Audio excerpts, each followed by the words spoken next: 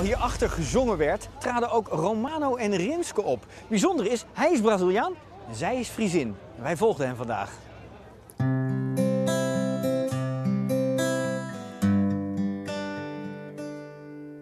Noite feliz, noite feliz. Hij is echt een doorzetter. Hij is heel lief. Hij interesseert zich in alles.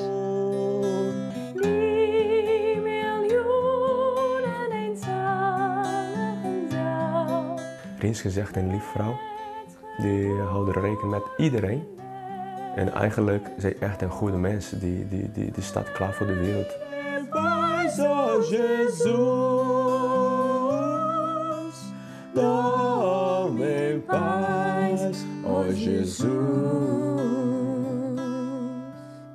We hebben een foto. En dat is de allereerste ontmoeting dat we elkaar zien. Nou, en dat spreekt eigenlijk wel boekdelen. Ik had een uitwisselingsproject tussen Nederland en Brazilië. 5 jonge mensen om hier te studeren.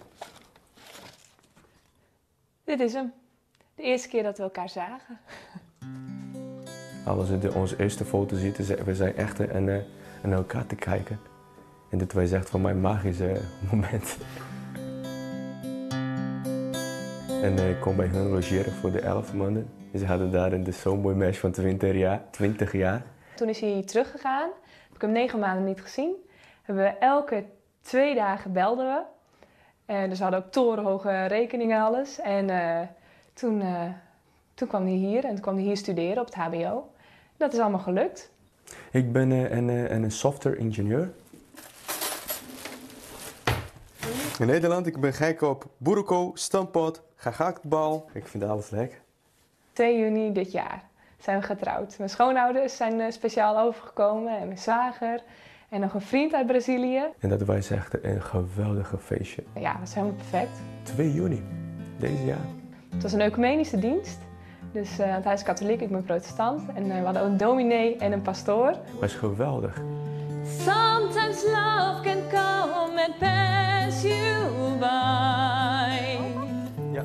While you're busy making plans.